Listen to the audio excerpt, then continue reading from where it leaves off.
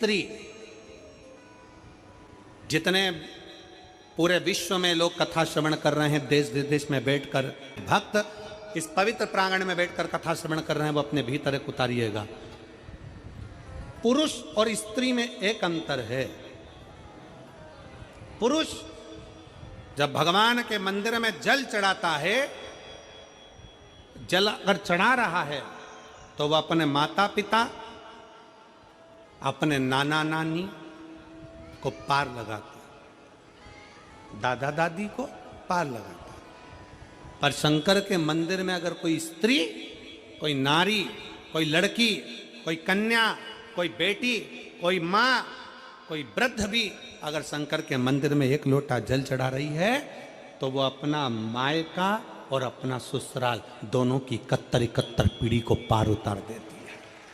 और कितना सुंदर कहा माता पार्वती जी ने भगवान शंकर से अमरनाथ की गुफा में प्रश्न करते हुए कहा कि पुरुष भगवान की सेवा में लगे, भजन में लगे, मंत्र उच्चारण में लगे तो उसका फल पुरुष को प्राप्त होता है, पर अगर स्त्री, नारी अगर भगवान शंकर की आराधना में लगती है, शिव की भक्ति में लगती है, तो हे भोलेनाथ उसका फल किस किस को मिलता है। शिव महापुराण की कथा कहती है, भगवान शंकर का चरित्र कहता है, पुरुष का करा गया पुण्य पुरुष को प्राप्त होता है, पर केवल भारत की भूमि पर एक नारी एक ऐसी होती है, स्त्री ऐसी होती है जिसने अगर सोमवार का व्रत कर लिया, मंगलवार का व्रत कर लिया, तीज का व्रत कर लिया, चतुर्थी का व्रत कर लिया, छठ का व्रत कर लिया, पंचमी का व्रत कर लिया, नवरात्रे के व्रत कर लिए, कोई सा व्रत, कोई सी पूजन अगर भारत की भूमि हो, चाहे देश विदेश की नारी हो, अगर कोई स्त्री व्रत करती है तो उसका फल केवल स्त्री अकेली को नहीं मिलता, उसका फल उसके बेटे को, उसकी बेटी को, उसके पति को, उसके ससुर को, उसकी सास को और उसके मायके को, सबको प्राप्त होता है। ये नारी के द्वारा किया गया पुण्य का फल उसके पूरे परिवार को मिलता है, पूरे परिवार।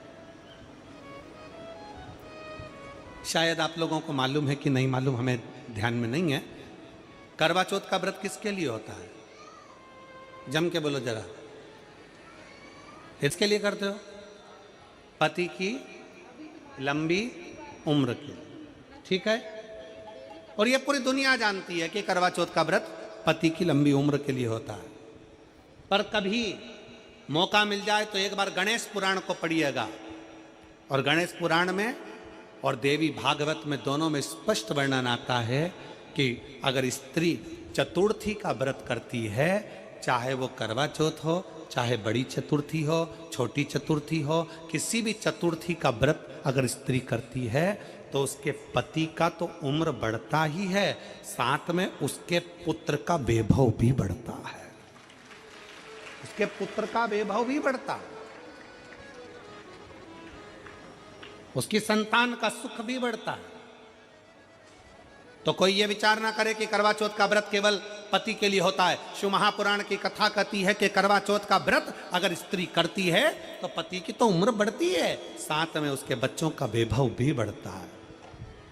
कोई व्रत अगर स्त्री करती है, नवरात्रे का व्रत कर रही है, नवरात्रे में उपवास रख रही है, उसका फल सबको मिलता है, उसके पूरे घर को प्राप्त हो, पूर्ण घर।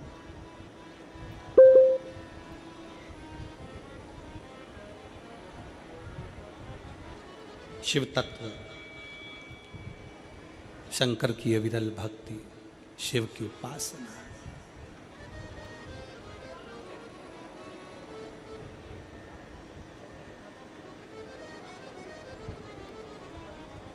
सेवा का क्रम बढ़े।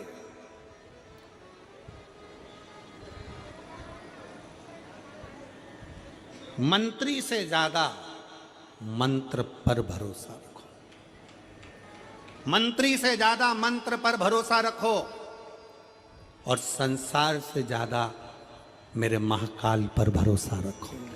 मेरे महाकाल वो है आकाश। उन्होंने पूछा, गणेश जी फ्री कब रहते हैं? तो हमने कहा अब ये तुम्हारे ऊपर, हमको तो मालूम भी नहीं, हम तो अपॉइंटमेंट लिए भी नहीं उनसे, तो तुम्हें ज्यादा स्मरण।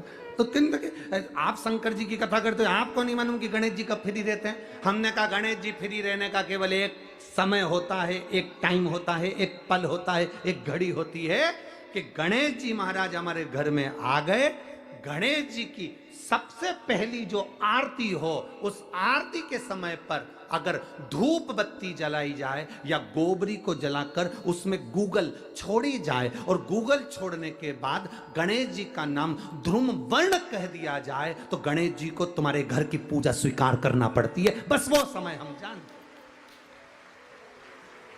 हम तो बस उतना जानते हैं कि शिव महापुराण में लिखा और मुद्गल पुराण में लिखा, गणेश पुराण में लिखा, गणेश जी का एक नाम होता है ध्रुम वर्ण। क्या नाम है? ध्रुम वर्ण गणेश जी का एक नाम होता है। जब हम धूप जलाकर और धूप लगाने के बाद में गणेश जी की सबसे पहली आरती करने के पहले अगर हम सबसे पहली आरती गणेश जी की कर रहे हो, अपने घर में स्थापना कर रहे हो, बिठा रहे हो, और तुम चाहते हो कि गणेश जी मेरे घर में आके मेरी पूजा को स्वीकार करें और जो मांगू मेरा गणेश मुझे दे 10 दिन के अंदर, तो पहला नाम लेकर पुकार लेना ध्रुम वर्ण विनायक, बैठो, बस काम हो गया। वो फ्री होकर आता है, वो बैठता है, अलमस्तता में बैठता।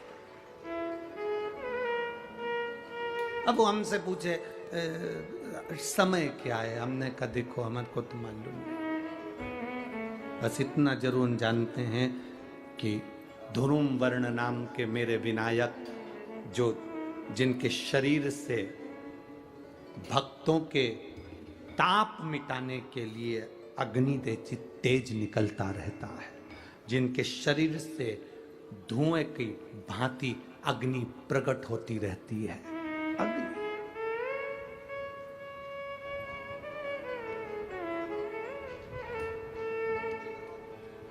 हम तो उनको पहचानते हैं जो दुनिया के ताप मिटाने के लिए प्रगटा,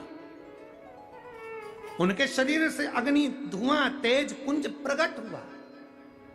वो ध्रुम वर्ण विनायक साधारण, उसका केवल नाम उच्चारण कर कर भी अगर विराजित किया जाए, वो आया स्वीकार करेगा। 10 आप अभी तक बिठा लेते थे सिद्धि विनायक आओ, मयूरेश्वर आओ, भगवान को बल्लेश्वर पधारो, आपने बुलाया, आया वो, बैठा वो, ऐसा नहीं कि नहीं बैठा, पर हमें समय का भान नहीं हो पाया। हम किस समय पर भगवान को रिझाएं? परमात्मा को रिझाने का कोई समय होता है? भगवान को तो जब तुम्हारी मर्जी पड़ जाए, जब तुम्हारा दिल कर जाए, तब मेरे भगवान को रिझाने का प्रयास करो, वो तुम्हारे करीब में आकर बैठ जाएगा। जब तुम्हारा मन पड़े, जब तुम्हारी मर्जी पड़े।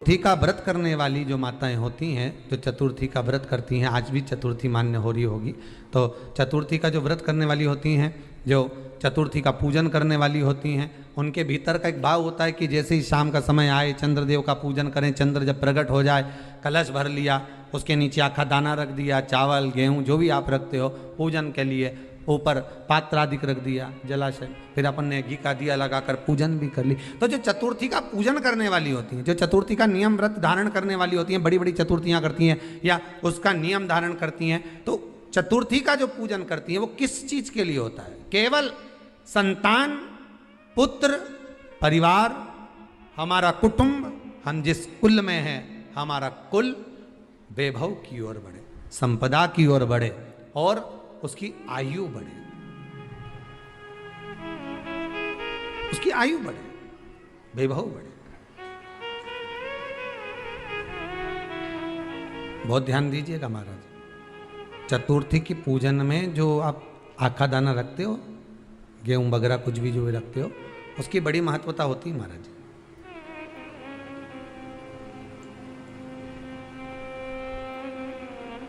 यहां तक कहा गया है, चतुर्थी की कथा तो आप लोग पढ़ते होंगे, जो लोग पढ़ते हैं उनको मालूम होगा, चतुर्थी की कथा में लिखा है,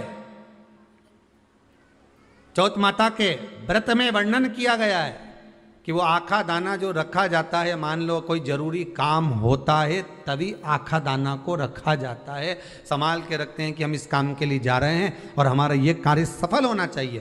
तो जिसने चतुर्थी का व्रत करा है, जिसने चंद्रदेव का पूजन करा, चतुर्थी का व्रत करा, वो गणेश जी से विनती करके वहां से 2-4 आखा दाना उठा ले और जो व्यक्ति का काम अटक रहा है अपने ही घर का, पर दूसरे कुल को नहीं देना, अपने ही कुल के अंतर्गत जो काम अटक रहा है उसकी जेब में, उसके पल्लू में उस चीज़ को रख दिया जाए। तो चतुर्थी जो अगली आती है, जैसे आप महीने की करते हो तो महीने की, और आप जैसे करते हो कि 4 अलग बड़ी बड़ी चतुर्थी करते हो तो उसके अनुसार आपका कार्य सिद्ध होता ही है। उस आखे दाने का इतना महत्व होता है क्योंकि चतुर्थी का व्रत करने वाली माता जब व्रत करती है तो स्वयं चतुर्थी की कथा में लिखा हुआ है कि पार्वती जी गणेश जी से चतुर्थी की कथा बचवाती। चतुर्थी की कथा बाची किसने थी? स्वयं गणेश जी महाराज ने। और सुनी किसने थी? माता पार्वती। बाचने वाले गणेश जी थे, सुनने वाली माता पार्वती थी। तो चतुर्थी की कथा जब होती है तो उसको स्वयं गणेश जी बाच रहे हैं। तो व्रत कौन सुन रही है? माता पार्वती। और आपने जो आखा दाना लिया वो गणेश जी के भाव से लिया, गणेश जी से निवेदन करके, विनय करके, प्रार्थना कर कर उसको प्राप्त किया, आपने उसको लिया।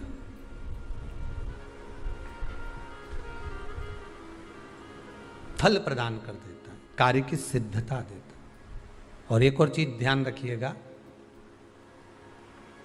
जिसको पथरी की बीमारी हो या किडनी लीवर में कोई तकलीफ उत्पन्न हो जाती है, डायलिसिस चल रहा हो या डॉक्टर बोल रहे हो कि चेंज करना पड़ेगा, तो उसके पहले कोई सी भी 4 चतुर्थी, कोई सी भी 4 चतुर्थी, सफेद दुर्वा, जब गणेश शिव महापुराण की कथा बातचीत थी पिछले वर्ष की, शायद हमारे चैनल पर डली होगी, आप जब जाएंगे तो उसमें प्राप्त होगा। तो सफेद दुर्वा, और दुर्वा का भी वर्णन करा था कि दुर्वा कहाँ से उत्पन्न हुई थी, दुबा का भी व्याख्यान वर्णन करा था कि दुबा का महत्व क्या है, इसको अमृत क्यों कहते हैं, उसका भी वर्णन करा गया था कि सारे पेड़ पौधों को काट कर पटक दो वो सूख जाते हैं, पर दुर्वा को भले काट लिया 1 साल बाद वापिस ले जाकर डाल दो और पानी के अंदर दुर्वा हरी हो जाती है, अमृत कहते हैं उसको। तो उसमें सफेद दुर्वा, जिसका किडनी लीवर का प्रॉब्लम होता हो उसको सफेद दुर्वा, बालचंद्र का स्मरण कर कर 7 बार घुमाकर वो सफेद दुर्वा सुबह के समय खाली पेट थोड़ी सी दुर्वा का भाग दांतों से चबा चबा कर उसको निगल लेना चाहिए। पथरी होती है तो 15 से 20 दिन में वो बाहर निकल जाती है, किस मार्ग से निकले, यूरिन आदि के माध्यम से वो बाहर हो जाती है। और अगर किडनी लीवर की प्रॉब्लम होती है, डायलिसिस चल रहा होता है, तो उसमें भी आपको सुख की प्राप्ति होती है। हफ्ते में अगर 2 डायलिसिस हो रहे हैं तो हो सकता है बाबा चाहेगा विश्वनाथ तो 1 कर देगा, धीरे धीरे उसको फिर 4 चतुर्थी कर लीजिए।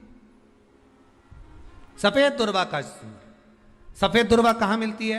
तो कहा जहां जलाशय होता है, जहां कुआं हो, बावड़ी हो, तालाब हो, पानी जहां भरा रहता है, उसके नजदीक में सफेद दुर्वा उत्पन्न होती है। सफेद दुर्वा वहां रहती है। सफेद दुर्वा का स्मरण शिव कथा कह रही है। अगला वर्णन किया है भगवान। तो बालचंद्र चतुर्थी का स्मरण करते हुए कहा कि आप जो व्रत कर रहे हो उस व्रत की पूर्णता में जिस भगवान का भजन कर रहे हो उस भगवान से पूर्ण फल की कामना हो आपकी। के दिन 7 गांठ वाली दुर्वा 21 ले लो और चतुर्थी के दिन गणेश जी को समर्पित कर दो।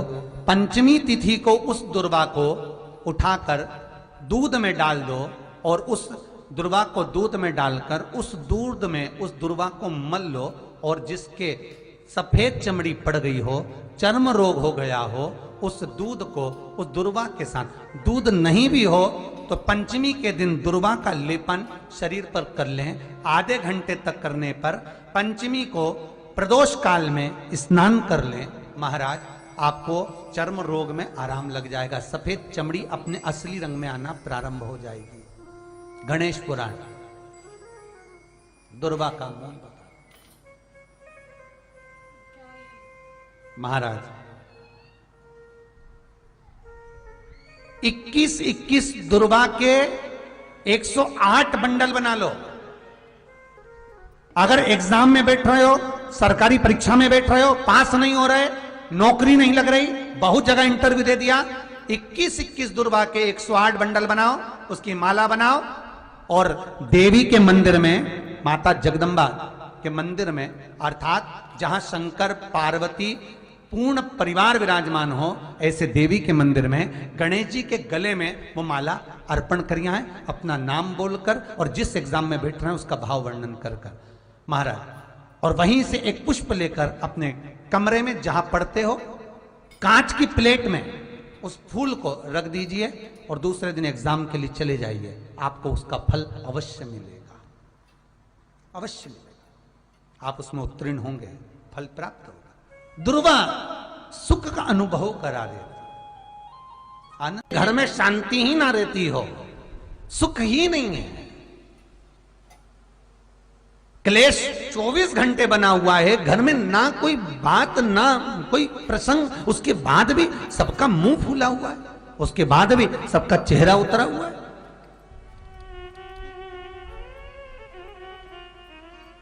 जिस घर में सुख और शांति ये दोनों चीजें नहीं हैं, वो निवेदन है लाल वस्त्र में लाल फूल रखकर उसमें थोड़ा धना, धना जानते हो वो खड़ा धना आता है, धना पाउडर नहीं, धना हरा धना, और 5 गोल सुपारी, जो गोल सुपारी होती है पूजन वाली सुपारी, 5 पूजन वाली सुपारी, 5 बेलपत्र इस लाल वस्त्र में रखकर घर के मध्य भाग में पूरे घर का केंद्र बिंदु मिला लो, पूरे घर का नाभि कोण मिला लो, पूरे घर का नाभि स्थल मध्य स्थल मिलाकर वहां पटे पर रखकर कुंकू चावल से पूजन कर कर उस पर 3 बार पानी को फेर कर भगवान श्री गणेश जी महाराज के मंदिर में बिना बोले जो रखकर आ जाता है, उसके घर में कभी क्लेश नहीं होता, सुख और शांति ये दोनों प्रवेश कर जाती है। भगवान शंकर का शिवलिंग बेलपत्री के पेड़ के नीचे बनाना, साथ में गोबर के विनायक बनाना, गोबर का गणेश, और गोबर का गणेश बनाकर एक छोटी सी पिंडी जैसी माता जगदम्बा के लिए एक ढेली रख देना गोबर की, महाराज मिट्टी या गोबर की। इन तीनों स्वरूप का पूजन आप करना बड़े प्रेम से, चंदन चंदन आदि अक्षत पुष्प समर्पित कर कर, कच्चा दूध तीनों पर चढ़ाना, दही तीनों पर चढ़ाना, शहद तीनों पर चढ़ाना, घी तीनों पर चढ़ाना, शक्कर तीनों पर चढ़ाना, पूजन कर कर एक इतना बड़ा लाल वस्त्र, लाल वस्त्र, उस लाल वस्त्र पर अपने हाथ के छापे बनाकर कामना कर कर कि हम पति पत्नी में कभी झगड़ा ना हो, प्रेम बढ़े, क्लेश ना हो, आनंद बढ़े, छापे लगाकर उस वस्त्र से उन मूर्तियों को ढाक देना, पूजन कर कर घी का दिया लगाकर ढाक दीजिए। 108 चावल के दाने लेकर एक एक चावल का दाना अपनी कामना कर कर उस वस्त्र पर डाल दीजिए, वस्त्र का चावल अपने ऊपर बाद में छिड़क लीजिए, मूर्तियों का पूजन कर फिर वापस पूजन कर कर विसर्जन कर दीजिए।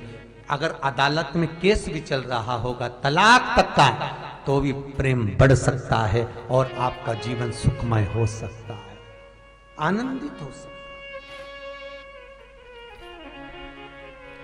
कोई पैसे नहीं दे रहा, अवश्य करें, कोई धन नहीं लौटा रहा, अवश्य करें, कहीं किसी कंपनी में आपका पैसा उलझ गया है, नहीं मिल रहा है, अवश्य करें, मिलेगा फल।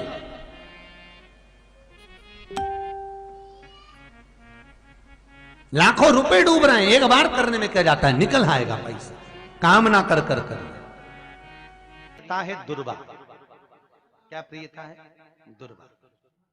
कितनी दुर्वा गणेश जी को समर्पित करी जाती है? मात्र 5। कितनी? आज के जमाने में लोग गट्ठा बनाकर चढ़ा दें, वो अपनी जगह पर है। 5 दुर्वा पंचम इंद्रियों को वश में करने के लिए और भगवान के 5 जो स्वरूप हैं उनको अपने भीतर उतारने के लिए पंच दुर्वा। और दुर्वा में भी 3 गांठ। जब दुर्वा समर्पित करी जाती है तो उसमें नीचे दुर्वा की डंडी पर गांठ रहती है, 3 छोटी छोटी गांठें होना चाहिए। कितनी गांठ? जो भगवान को समर्पित करी जाती। गणेश जी का जो दांत टूटा है उस दांत की ओर गणेश जी को दुर्वा समर्पित करी जाती है। इसलिए हमारे करा करो। अगर घर में संपदा लक्ष्मी नहीं आ रही हो, व्यापार व्यवसाय नहीं चल रहा हो, नौकरी सर्विस नहीं मिल रही हो, बहुत तकलीफ हो, 7 बेलपत्री केसर को घिसकर चंदन बनाकर बेलपत्री पर बीच वाली पत्ती पर ओम लिखना है। दोनों पत्तियों पर भी एक आदिशक्ति जगदम्बा के नाम की केसर की बिंदी लगाना है, दूसरे में श्री गणेश रिद्धि सिद्धि के नाम की बिंदी लगाना है। शिव जी पर समर्पित करते जाना, शंकर को चढ़ाते जाना।